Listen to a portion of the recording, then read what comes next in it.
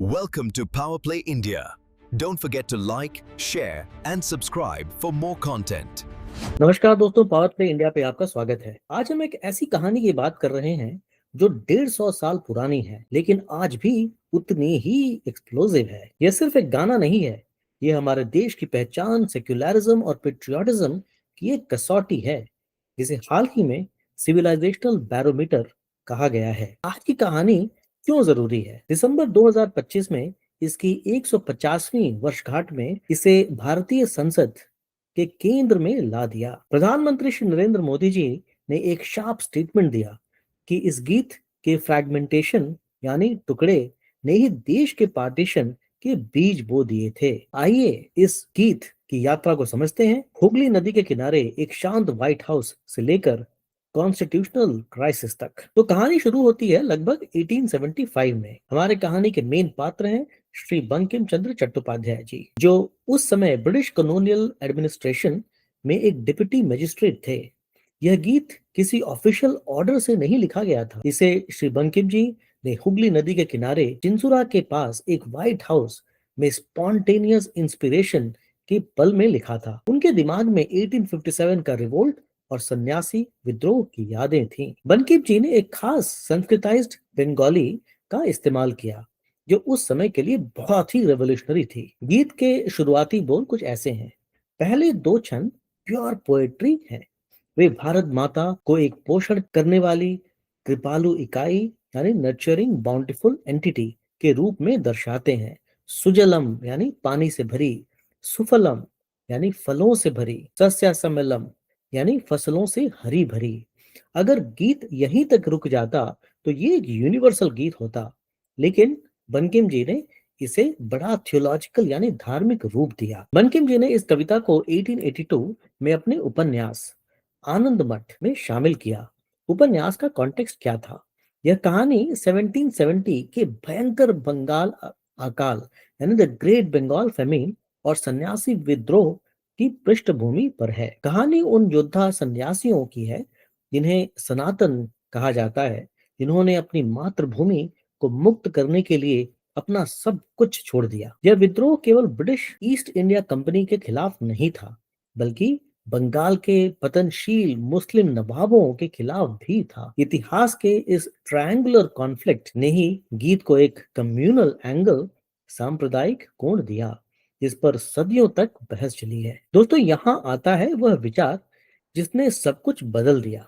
बंकिम जी ने देश प्रेम पेट्रियोटिज्म को रिलीजियस डिवोशन भक्ति में बदल दिया। उनके लिए देश से प्रेम करना देवी की पूजा करना था। उपन्यास में मातृभूमि को 3 मूर्ति पूजक रूपों में दिखाया गया है। पहला जो माँ थी यानी जेवी देवी जगधात्री, जो प्राचीन शक्ति और समृद्धि दिखाती हैं।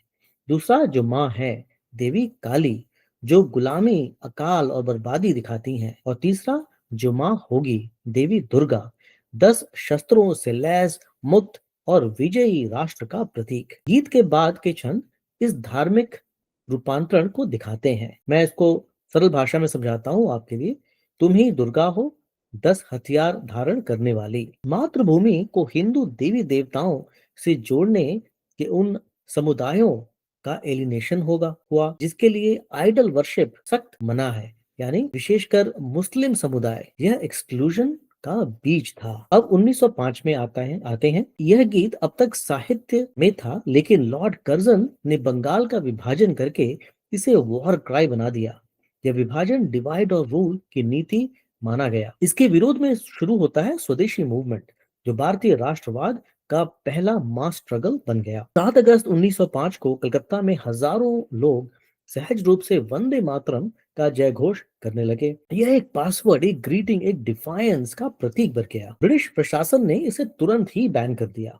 1906 में बैरिसाल कॉन्फ्रेंस में निहत्थे प्रतिनिधियों पर पुलिस ने सिर्फ यह गीत गाने के लिए लाठी चार्ज किया। श्री अरबिंदो घोष ने इसे मंत्र का दर्जा दिया। रविंद्रनाथ टैगोर ने 1896 में इसे पहली बार इंडियन नेशनल कांग्रेस के मंच पर गाया था। यह गीत क्रांति की शक्ति बन गया। जैसे जैसे आजादी करीब आई, गीत को लेकर देश में दरारें गहरी होने लगी। 1930 के दशक में मुस्लिम लीग के मोहम्मद अली जिन्ना के नेतृत्व में वंदे मातरम को आइडियोलॉजिकल ऑफेंसिव का प्राथमिक लक्ष्य बनाने लगी। उनका आरोप था कि यह गीत हिंदू राज का उपकरण है और इसे घृणा का भजन कहा गया, अ हिम ऑफ हेट। उनकी ऑब्जेक्शंस या आपत्तियां क्या थी?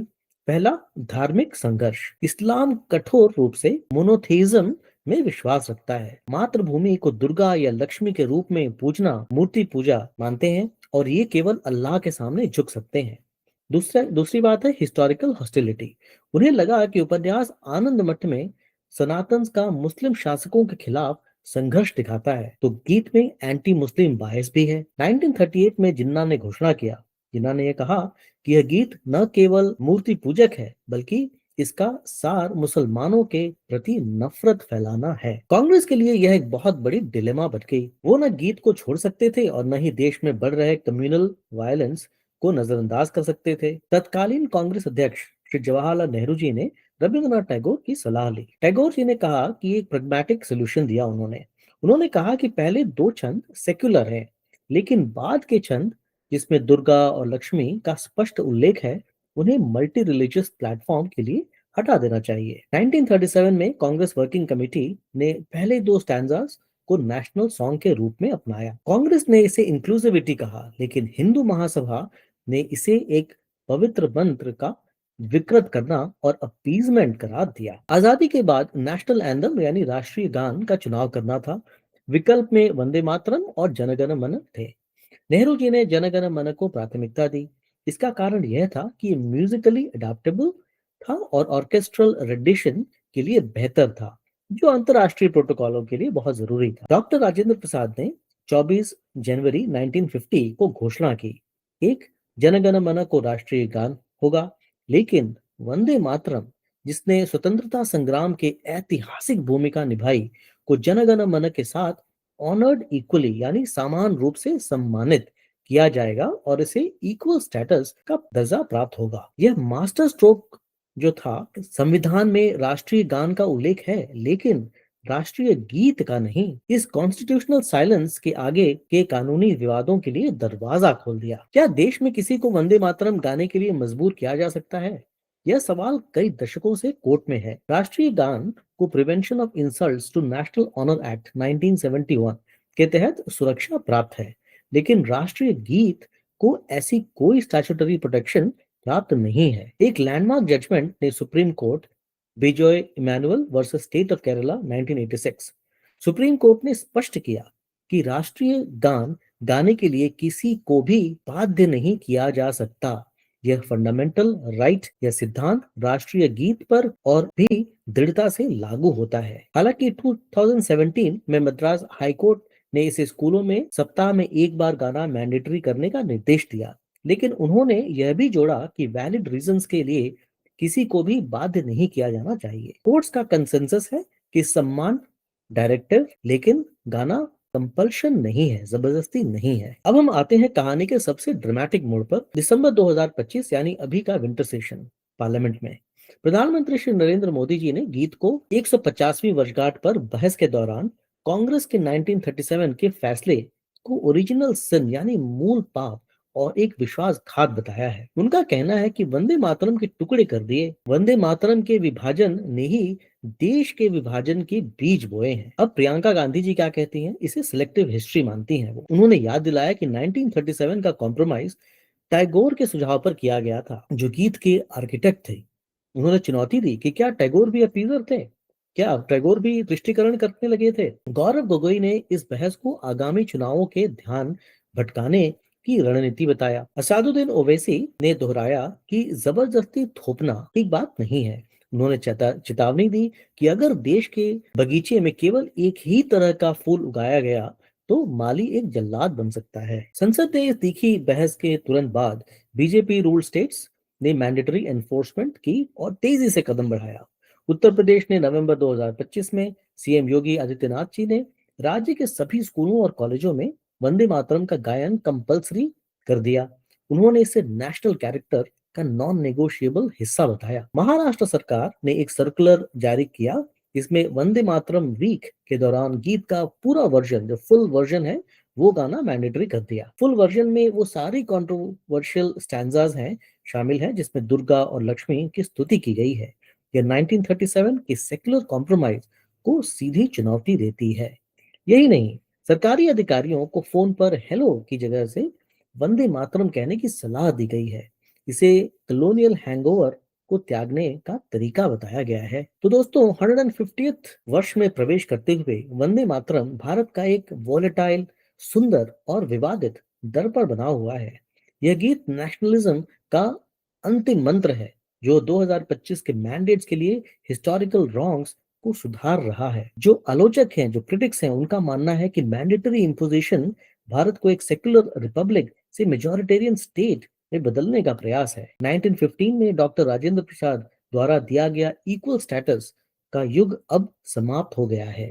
2025 की घटनाओं से साफ है कि वंदे मातरम अब केवल एक सम्मानीय गीत नहीं है, यह एक प्लेज बन गया है जो राजनीतिक परिदृश्य में देशभक्त को दूसरे से अलग करता है। ये गीत हमें सोचने पर मजबूर करता है कि क्या देशभक्ति को एक ही धार्मिक पैमाने पर मापा जाना चाहिए, या क्या एक प्लूरलिस्टिक देश सम्मान दिखाने के तरीके अलग अलग हो सकते हैं।